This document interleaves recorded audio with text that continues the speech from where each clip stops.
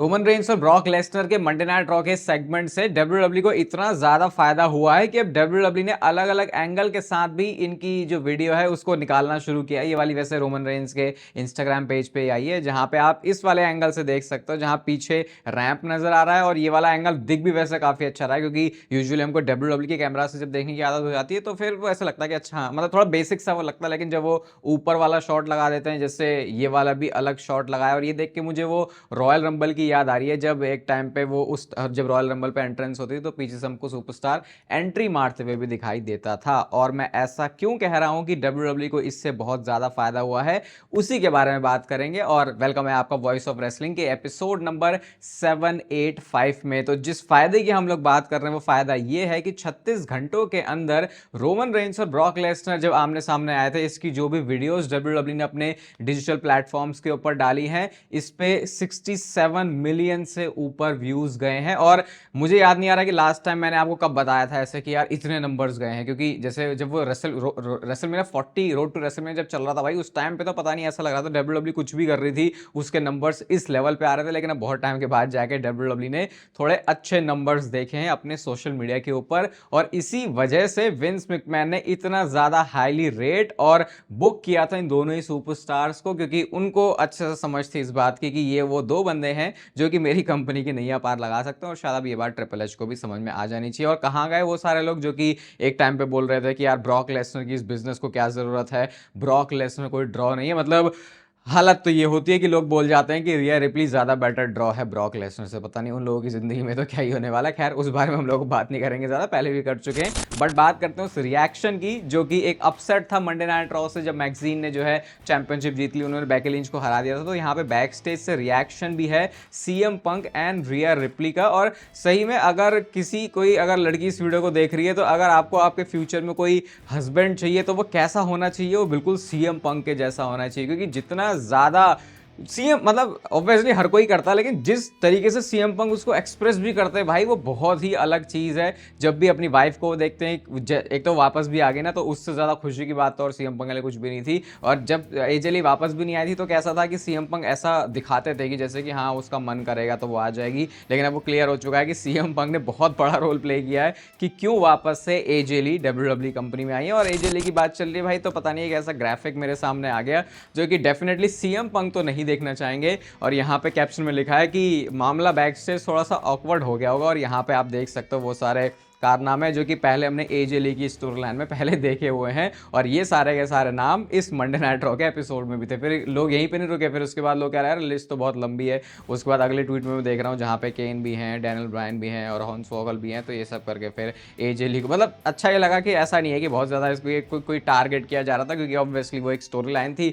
और story line का part करने स्टोरी लाइन करने के लिए जो भी आपको चीज़ें दी हुई होती हैं, वो चीज़ें फिर ऑब्वियसली आपको करनी होती है। और स्पेशली विंस मैकमैन के टाइम में तो वो चीज़ बोल सकते हो कि और भी ज़्यादा एक्सट्रीम थी। पता नहीं है हर बार 2-3 महीनों के बाद हम लोग नॉस्टैल्जिया में कैसे पहुंच जा रहे हैं, कुछ ना कुछ ऐसे हो जा रहा है जो कि आज से 10 साल पहले की कुछ चीजें याद दिला रहा है। और यहाँ पे आप इस वाले ग्राफिक में दोबारा से देख सकते हो सीएम पंक 2014 मतलब 2014 जो है 2014-2025 में लौट चुका है। CM Punk, John Cena, Brock Lesnar, Roman Reigns obviously है ही, जिगलर, शेमस, फिर एजेली वापस आ गई हैं, रे मिस्टीरियो और निकी बेला। तो ये चीज देख के बहुत सारे ऐसे फैंस हैं जिन्होंने 2014 से डब्ल्यूडब्ल्यू देखनी शुरू करी। क्योंकि एक चीज मैं नोटिस करी थी कि जब अंडरटेकर की रेसलमेनिया में स्ट्रीक टूटी थी, उस टाइम से भी एक बहुत बड़ी ऑडियंस है जिन्होंने डब्ल्यूडब्ल्यू देखना शुरू किया था। तो कुछ कुछ ऐसे साल हैं कि जैसे कोई बोलता है कि रूथलेस एग्रेशन जब शुरू हुआ तब मैंने देखना शुरू किया। मतलब कि कुछ कुछ ऐसे वो पीक वाला टाइम है कि इस टाइम पे बहुत सारे लोगों ने डब्ल्यूडब्ल्यू देखना शुरू किया था। जैसे अभी रिसेंट वाला जो बैच आया डब्ल्यूडब्ल्यू फैंस को, मैं बोलूंगा कि कोविड के टाइम से उन्होंने देखना शुरू किया था। कोविड बोलना चाहिए इसको, यहाँ पे भीप कर देना चाहिए। तो उस टाइम से जैसे रोमन रेंस का ट्राइबल चीफ वाला गिमिक शुरू हुआ था, तो इसी वजह से लोग फिर 2014 में जाना बहुत पसंद करते हैं, क्योंकि वहां से डब्ल्यूडब्ल्यू फैंस जो अभी वाले हैं उनकी बहुत सारी यादें हैं। रिसेंटली एक पॉडकास्ट में आए थे सीएम पंक, और सीएम पंक ने अपने अंदर की खुजली बता दी कि मेन इवेंट करने को लेके उनको क्यों चुल रहती थी और अब वो क्यों चुल उनके अंदर नहीं है, जिसमें पैसे एक बहुत बड़ा रीजन है। तो सीएम पंक कहते हैं कि देखो अब के टाइम पे जो डब्ल्यूडब्ल्यू में पेमेंट का सिस्टम है वो बहुत अलग हो चुका है। आपको आपकी सैलरी मिलती है, ज्यादा फर्क नहीं पड़ता कि आप शो को ओपन कर रहे हो या फिर मेन इवेंट कर रहे हो। लेकिन पहले आपको पैसे इसी हिसाब से मिल रहे होते थे, या फिर जो पैसों के ऊपर पैसे मिल रहे होते थे वो इसी वजह से कि आप बिल्डिंग में कितने लोगों को पुल कर पा रहे हो। लेकिन अब के टाइम में क्योंकि ऐसा है नहीं।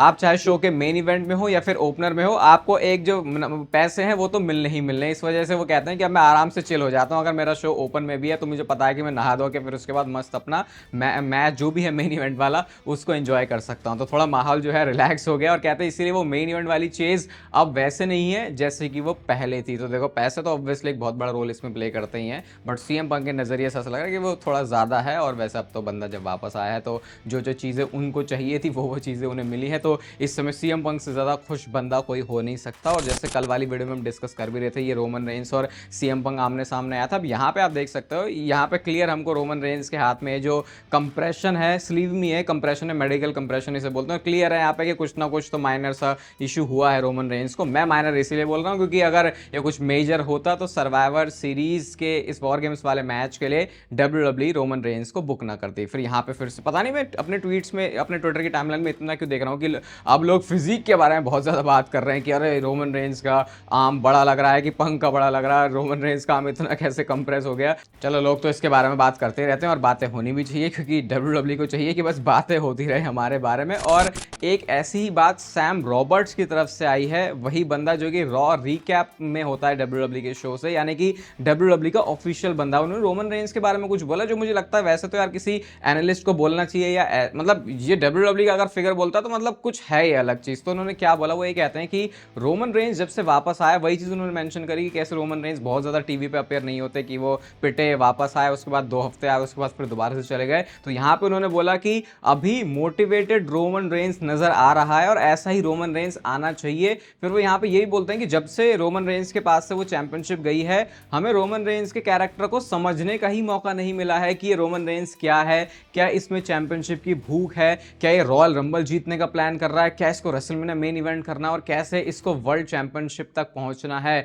तो अगर ये बात ये मेंशन कर रहे हैं तो क्या हम ये मान के चल सकते हैं कि इस बार अब ये जो रोमन रेंस आया है ये एक्टिव होने वाला है स्टोरी लाइंस में? क्योंकि देखो रोमन रेंस की किसी भी एक स्टोरी के साथ हम रेसलमेनिया के बाद से उतना कनेक्ट कर ही नहीं पाए जैसा वो ट्राइबल चीफ वाले टाइम में था। और बहुत सारे लोगों को ऐसा लगता है कि ऐसा इस वजह से है क्योंकि अब रोमन रेंस के पास चैंपियनशिप नहीं है। तो अगर आप भी ऐसा सोचो तो एक गलत है, क्योंकि रोमन रेंस को वीक बाय वीक स्टोरी में वैसा फीचर किया ही नहीं गया जैसे हमने ब्लड लाइन के टाइम में देखा था। बट शायद अब ऐसा लग रहा है कि वो चीज़ डब्ल्यूडब्ल्यूई कर रही है। थोड़ा सा ये जो ब्रॉन्सन रीड के साथ अभी इनकी फ्यूड हुई थी, जो इनका मैच हुआ था, वहां पे ऐसा लगा कि हाँ रोमन रेंस फिर भी शोज पे आया था पहले कंपैरिजन में, लेकिन अब डिमांड थोड़ी ज़्यादा है। इवन सोचो last year road to WrestleMania में भी रोमन रेंस को वैसे उन्होंने फीचर नहीं किया था। बट आई होप डब्ल्यूडब्ल्यूई इस बार वो गलती दोहरा नहीं रही और सैम रॉबर्ट्स की तरफ से आया तो ये इंटरेस्टिंग है। लेट्स सी इस बार डब्ल्यूडब्ल्यूई किस तरीके से प्लान कर रही है रोमन रेंस की बुकिंग को, क्योंकि ऑब्वियसली वो बहुत बड़ा रोल प्ले करता है कि क्या अभी फैंस डब्ल्यूडब्ल्यूई की स्टोरी लाइन में इंटरेस्ट ले रहे हैं या फिर नहीं। जॉन सीना के इस फेयरवेल टूर में हमने ये वाले रूमर्स बहुत ज़्यादा सुने थे कि एज आ सकते हैं, एडम कोपलैंड आ सकते हैं, क्योंकि इनकी भी हिस्ट्री रही है। लेकिन क्या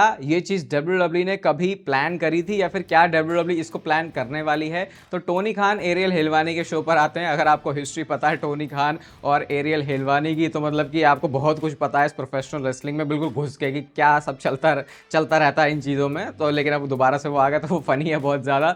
तो इसी वाले शो पर आके एरियल हिलवानी के सामने टोनी खान ने ये बोला कि डब्ल्यूडब्ल्यूई ने कभी पूछा ही नहीं देखो हमसे कि क्या एडम कोपलैंड एज को हम लेके आ सकते हैं ये जॉन सीना के फेयरवेल टूर में। तो ये चीज़ तो क्लियर हो गई यहाँ से कि डब्ल्यूडब्ल्यूई ने अप्रोच ही नहीं किया था। और देखो डब्ल्यूडब्ल्यूई जिगलर को लेके आ गई, जैक राइडर को लेके आ गई, तो ऐसा तो नहीं हो सकता कि उन्होंने एज के बारे में सोचा नहीं होगा। फिर आप सोचोगे कि अच्छा ऐसा क्यों नहीं हुआ कि एज वापस नहीं आया? उसका सिंपल रीजन है कि डब्ल्यूडब्ल्यूई के जो रिलेशन है एडब्ल्यू के साथ, या फिर एडब्ल्यू के जो रिलेशन है डब्ल्यूडब्ल्यूई के साथ, वो सोशल मीडिया की टॉक्सिसिटी की वजह से मैं मेजरली बोलूंगा वो बिगड़े हुए हैं। और फिर ये लोग ज्यादा आपस में जुड़ना नहीं चाहते, क्योंकि एडब्ल्यू हमेशा अपना स्टांस ऐसे ही रखते हैं कि जैसे कि वो डब्ल्यूडब्ल्यूई से बेटर है, सुपीरियर है, वो उन्हें हरा देंगे। और इधर फिर डब्ल्यूडब्ल्यूई तो भाई अपने आप में जायंट है, तो वो इन चीज़ों के ऊपर ज़्यादा फीड नहीं करती। तो ये एक सिंगल बड़ा रीज़न है कि क्यों एज इस रिटायरमेंट टूर में नहीं आए। और वैसे भी अब तो कोई ज़्यादा स्कोप बचा भी नहीं, क्योंकि वो खत्म ही होने वाला है। तो इतना आई थिंक सरप्राइज अगर इस सोशल मीडिया पर डब्ल्यूडब्ल्यूई के लोग देख भी लें कि अच्छा टोनी खान ने ऐसा बोला, उसके बाद अप्रोच अप्रोच करें। तो आई थिंक इस तरीके से वो जो चीज़ है वर्क करती नहीं है। तो अब आप एज वर्सेस जॉन सीना अगर एक्सपेक्टेशन रख रहे थे इस फेयरवेल टूर में, तो भाई वैसा तो बिल्कुल भी नहीं होने वाला, क्योंकि दोनों कंपनीज के जो सोचने के तरीके हैं वो बहुत ज़्यादा अलग हैं।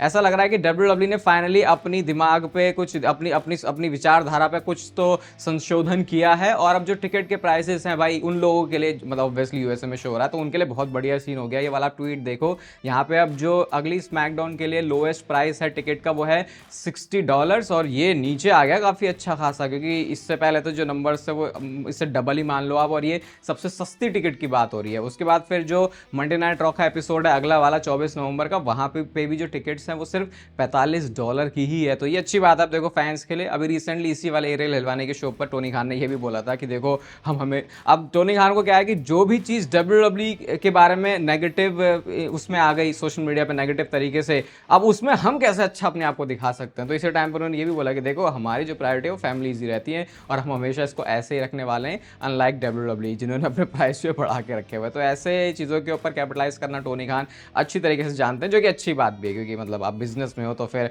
आपको अपने जो कंपेटिटर है उससे अपने आप को ऊपर करके दिखाना ही पड़ेगा। वॉर गेम्स मैच अब हमको पता है क्या होने वाला मेंस वॉर गेम्स वाला, और जिस तरीके के बंदे इस मैच में हैं चांसेस बहुत ज़्यादा हैं कि शायद अब तक का बेस्ट वॉर गेम्स वाला मैच बन जाए। और इसी के ऊपर ही मैच से पहले ऑब्वियसली भी हुआ नहीं है मैच, लोगन पॉल ने कुछ कमेंट किया, और मैं तो ये सोच रहा हूँ कि लोगन पॉल कौन सा वो एक स्पॉट करने वाले हैं जो कि एक वायरल मूवमेंट देगा इस वॉर गेम्स वाले मैच से। तो उन्होंने बोला कि देखो ये अब तक का सबसे स्टैक्ड वॉर गेम्स है, और जो हम करने मतलब वो तो उन्होंने अपनी तरफ से ऐसी बात बोल दी है कि वो मतलब बिना ज़्यादा बोले हुए भी उन्होंने हिंट दे दिया। कहते हैं लोगन पॉल कि अब मैं इस मैच को और वेट नहीं कर सकता, और ये जो वॉर गेम्स है मैं प्रॉमिस करता हूँ तुम्हें कि it is going to be a effin war bro, ऐसा करके उन्होंने बोला। तो अब सोच लो कि कुछ तो लोगन पॉल ने ऐसा प्लान किया है, क्योंकि अभी ऑब्वियसली मैच किस तरीके से आगे जाएगा उस पर तो जब सारे के सारे बंदे बैठते हैं आराम से बात करते हैं, बैठ के हर बार हर कोई बंदा बात भी नहीं करता वैसे, क्योंकि इसमें एक नाम ब्रॉक लेसनर भी है, तो कुछ ना कुछ अपना सीक्वेंस तो उन्होंने प्लान किया ही होगा। तो भाई अब इस मैच की हाइप तो देखो बहुत ज़्यादा हो गई है, एंड होपफुली WWE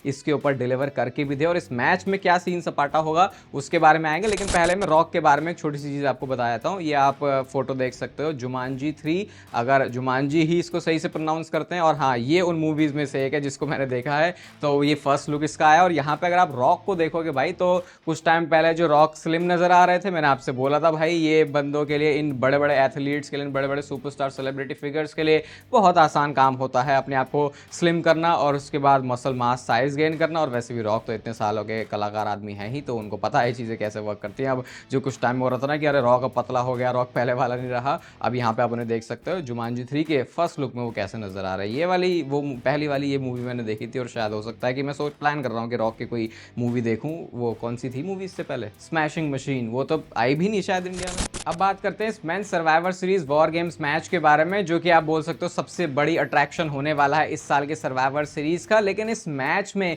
किस तरीके का फिनिश और किस तरीके का आउटकम आप एक्सपेक्ट कर सकते हो। सबसे पहले तो अगर आप ये बेफेस टीम की तरफ देखोगे तो ये बंदे बिल्कुल भी सेम पेज पर नहीं है। इसकी वजह से इस मैच में आप बोल सकते हो अभी जो जीतने के लिए फेवरेट टीम लग रही है वो हील वाली है, क्योंकि जब बेफेसेस के बीच में इतने सारे प्रॉब्लम्स हैं कि भाई वो मतलब रोमन रेंस का जिमी और जेसी भी पंगा है, और बाकी उधर थोड़ा बहुत पंगा है, और उधर कोडी और सीएम पंक से तो उनके लॉन्ग टाइम पंगे चल ही रहे हैं। तो फिर अब इस ऐसी सिचुएशन में सामने अगर आपके पास Brock Lesnar, Drew McIntyre, Bronson Reed, Bron Breakker ऐसे सुपरस्टार है, तो आपका जीतना वैसे ही मुश्किल हो जाता है। और एक इंटरेस्टिंग डायनामिक यहाँ पे ये भी होने वाला है कि सेम टीम में ब्रॉक लेसनर और ड्रू मैकिंटायर दोनों ही हैं, और उनकी हिस्ट्री क्या है वो मुझे बताने की ज़रूरत है नहीं। और इस मैच का जो फिनिश है भाई, इस फिनिश को आप ऐसे मान सकते हो कि जैसे हम रॉयल रंबल के फिनिश को देखते हैं ना कि अच्छा इस रॉयल रंबल के फिनिश में क्या होगा, जैसे मैच का विनर कौन होगा वो तो मैटर करता ही है, लेकिन उसके साथ साथ और भी बहुत सारी छोटी छोटी बड़ी बड़ी स्टोरी लाइन हमको रॉयल रंबल में दिखती है कि इसने उसको एलिमिनेट कर दिया, तो इस वजह से क्या हुआ कि जो इनका मैच है वो रॉयल रंबल के बाद अब रेसलमेनिया में जाके बनेगा। तो वैसे ही कुछ काफ़ी सारी जो स्टोरी लाइन है वो आपको इस वॉर गेम्स से दिखने वाली हैं। और ये तो मैंने एक वीडियो में डिस्कस किया ही है अच्छे से कि कैसे रोमन रेंस के भी हर एक बंदे से पंगे हैं। फिर अगर आप सीएम पंक को देखोगे तो उनका भी सीएम पंक वर्सेस ब्रॉक, क्योंकि ये मत भूलना कि मंडे नाइट रॉ में सुप्लेक्स की बौछार पहले ब्रॉक लेसनर ने सीएम पंक के ऊपर ही आकर करी थी। तो ये मैच का फिनिश वो तो इंपॉर्टेंट है ही, और साथ में और क्या क्या जो स्टोरीज हैं यहाँ पे चलने वाली हैं आगे की रॉयल रंबल के लिए, आगे की रेसलमेनिया के लिए, उस पर भी हमको जो है अपनी नज़रें काफ़ी अच्छी तरीके से रखनी चाहिए। बाकी इस वीडियो के ऊपर अगर आपने अब तक नज़रें रखी हैं तो इसे लाइक कर देना। मेंबरशिप वाले कंटेंट में इंटरेस्टेड हो तो चैनल की मेंबरशिप आप ज्वाइन कर सकते हो। इस चैनल को सब्सक्राइब कर दो ऐसे और WWE से रिलेटेड कंटेंट के लिए। बाकी तब तक फिर लेते रहो जिंदगी के मज़े।